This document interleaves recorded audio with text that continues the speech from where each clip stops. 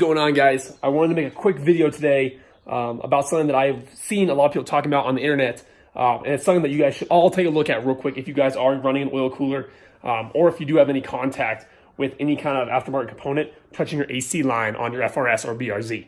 I'm going to show you this here. I caught mine in time, so it actually did not rub through the AC line, just has a little bit of surface wear on it. But my oil cooler lines, where they actually go through the front piece of the front subframe, whatever you want to call it, going to the oil cooler itself, there is an AC line that goes there on that driver's side.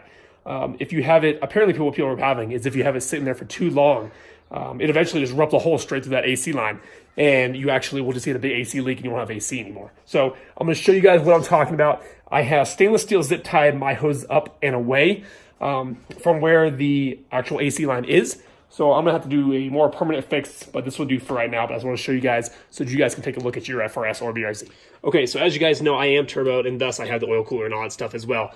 Which you can see the stainless steel lines that come off the oil cooler, which are these lines right here in question. So those are actually rubbing up against, if you guys can see it, let's see if I can point this at it. It's that AC line right there. So you can see I have a little bit of surface rub right there.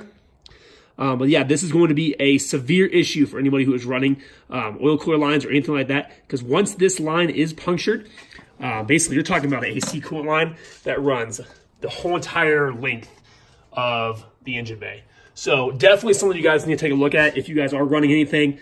Luckily enough, I caught mine in time, so as I said, just a little bit of surface rub.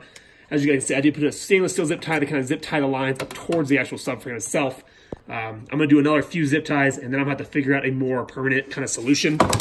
But under here, here's the blow-off valve. But you can see there's a line again. It definitely has, you can see there's about a ½ inch gap now that I've achieved by just zip tying those things out of the way. So definitely something you guys need to look at if you guys are running any aftermarket parts through that area.